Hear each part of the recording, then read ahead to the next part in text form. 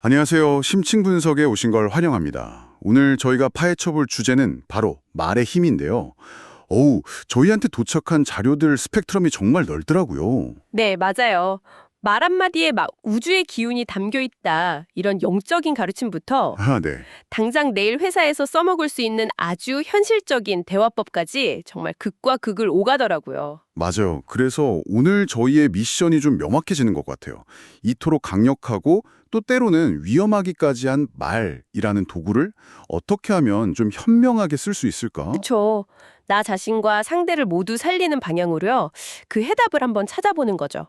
어떻게 보면 좀 상반돼 보이는 여러 관점들을 하나로 꿰어보는 그런 시간이 될 것 같습니다. 와, 아주 흥미로운 여정이 되겠네요. 그럼 첫 번째 자료부터 한번 시작해 볼까요? 네.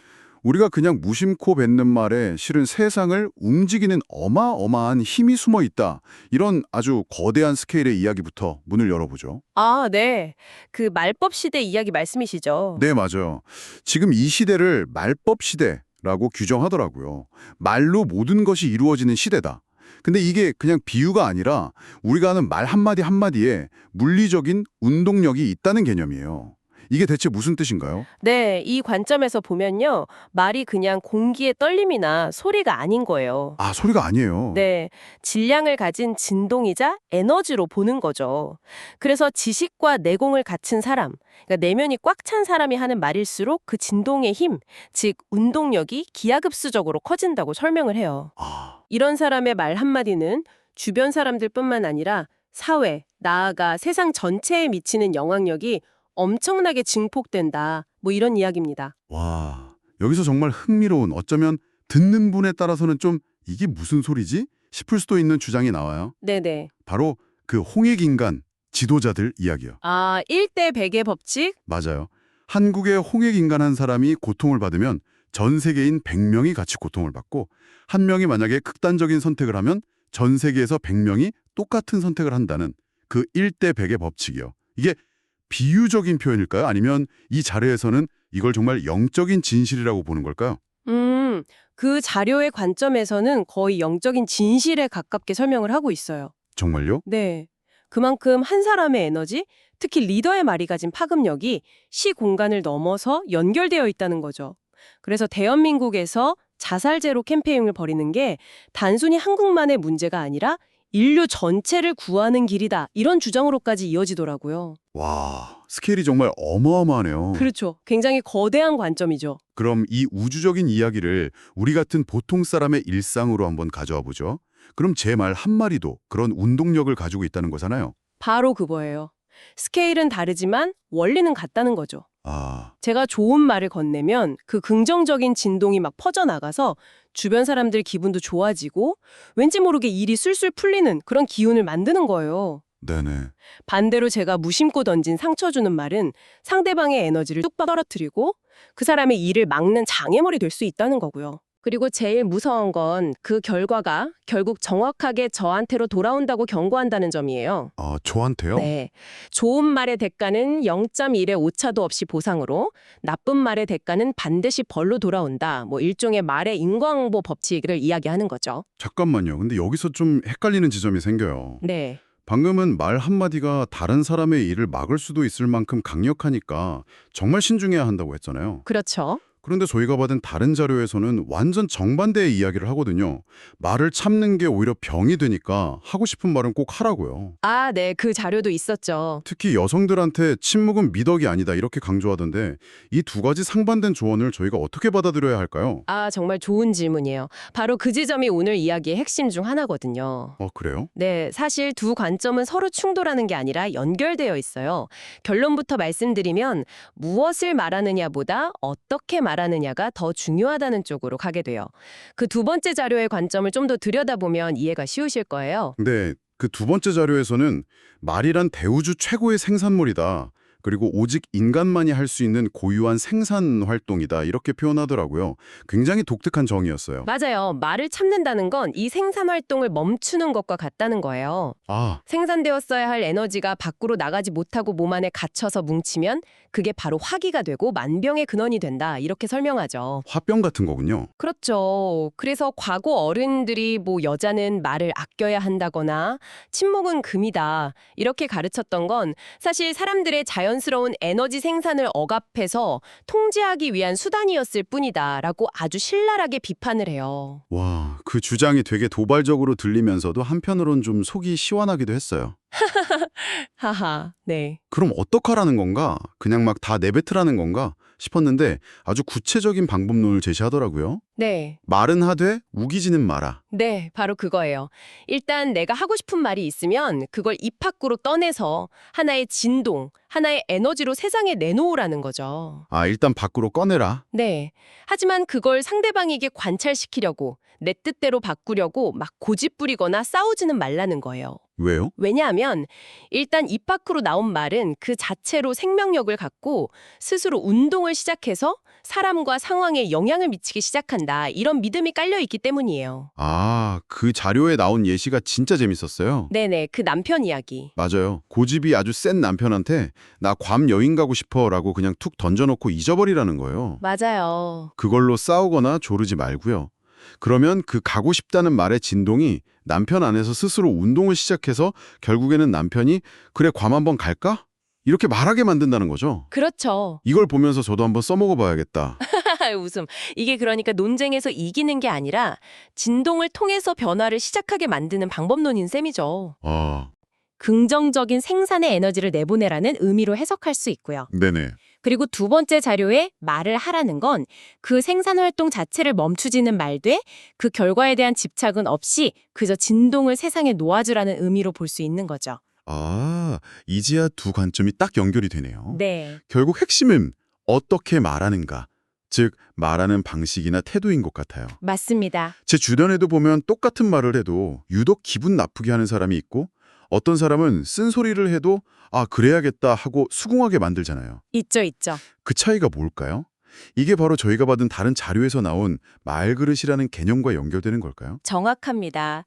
그 결과에 집착하지 않고 말하기가 가능하려면 내면의 그 말을 담아낼 그릇이 충분히 커야 하거든요. 아, 한 자료에서는 사람마다 말을 담는 그릇이 있다고 비유를 해요. 어떤 사람은 큰 항아리 같아서 다른 사람 말까지 넉넉하게 담아내는데 어떤 사람은 간장 종지만 해서 자기 할 말만 겨우 담고 나머지는 다 쏟아버린다는 거죠. 간장종지. 그 비유가 정말 확 와닿았어요. 특히 대화 스타일을 피구형이랑 캐치볼용으로 나눈 게 정말 인상 깊었어요. 네, 피구형은 상대가 어떻게 받든 아프든 말든 상관없이 내가 하고 싶은 말을 그냥 세게 던지고 보는 사람이죠. 이기는 게 목적인. 그렇죠. 공격하는 게 목적이죠. 반면에 캐치볼형은 상대가 잘 받을 수 있도록 속도나 방향, 높이를 조절해서 부드럽게 말을 건네는 사람이고요. 대화의 목적이 이기는 게 아니라 서로 잘 주고받는 데 있는 거죠. 말그릇이 큰 사람은 자연스럽게 캐치볼을 할 줄 아는 사람인 거고요. 아, 피구형 화법? 정말 듣기만 해도 피곤하네요. 제 예전 상사가 딱 그랬거든요. 아, 그러셨어요? 네. 중요한 보고서를 들고 갔는데 내용에 대한 이야기는 한마디도 없이 보고서 글자 크기나 줄 간격 같은 걸로 한 30분을 얘기하는데 와, 정말 에너지가 다 빨리는 기분이었어요. 아, 자료에서도 이런 걸 사소한 일에 목숨 거는 나쁜 말 습관의 예로 들더라고요. 맞아요. 그게 바로 세 번째 나쁜 습관이죠. 중요한 본질보다 지엽적인 문제에 집착해서 상대를 공격하는 거예요.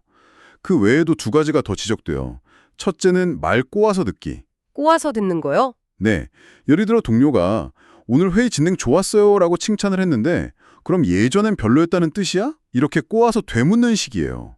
칭찬을 칭찬으로 받지를 못하는 거죠. 아, 그런 사람들 꼭 있죠. 그리고 두 번째는 부정적으로 받아들이기. 누군가 요즘 좀 힘드네요 라고 털어놓으면 공감해주기보다 너만 힘드냐? 배가 불렀네라면서 비난부터 하는 태도요. 이런 습관들이 결국 관계를 망치고 스스로 내 말그릇은 이 간정종지나 합니다 라고 광고하는 꼴이다 이렇게 분석하더라고요. 네. 근데 그런 피고형 선수들은 자기가 던지는 공이 얼마나 아픈지 잘 모르는 경우가 많은 것 같아요. 맞아요. 오히려 자기는 솔직하고 뒤끝 없다고 생각하기도 하고요. 맞아요. 그게 더 문제인 것 같아요. 그렇다면 이 작은 말 그릇을 어떻게 하면 좀 키울 수 있을까요? 특히 내가 캐치볼을 하고 싶은데 상대방이 저한테 계속 피구공을 던질 때 그땐 어떻게 대처해야 하는지 그게 제일 궁금해요.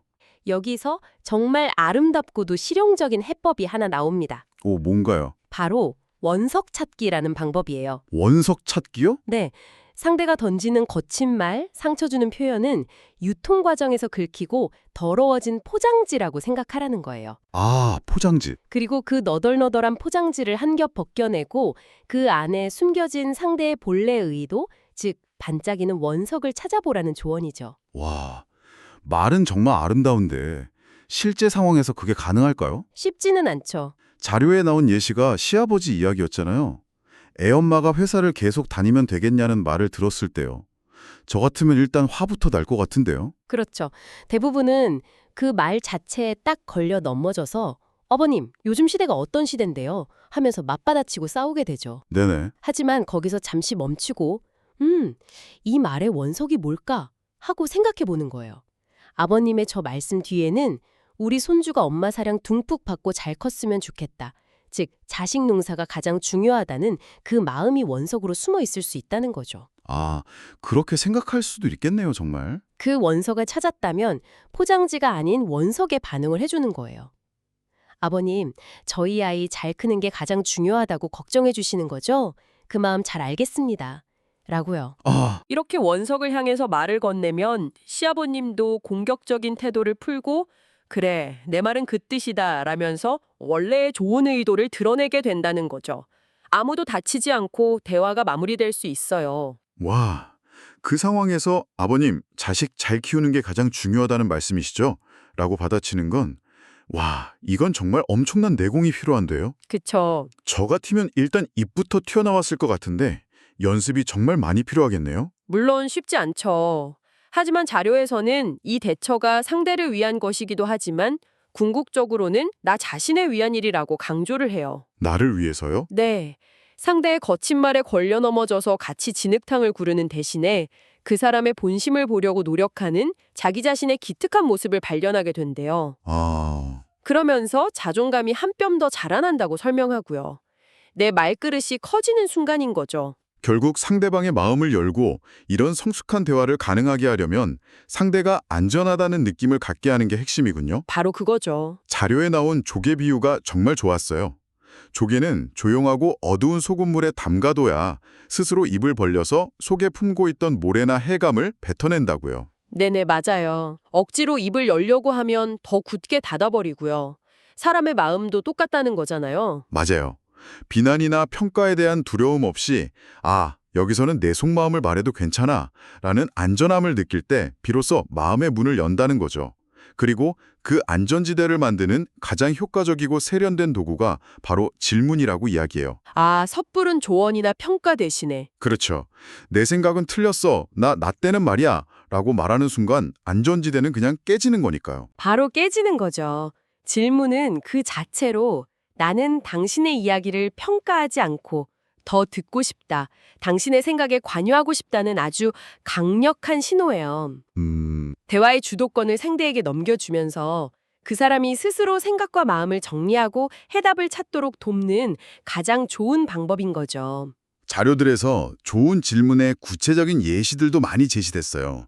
당장 써먹을 수 있는 것들이요. 네, 맞아요. 예를 들면 안부를 물을 때 별일 없지? 처럼 네 아니오로 답할 수밖에 없는 닫힌 질문 대신에요. 요즘 가장 좋았던 일은 뭐야? 같은 열린 질문을 던지라는 거예요. 맞아요.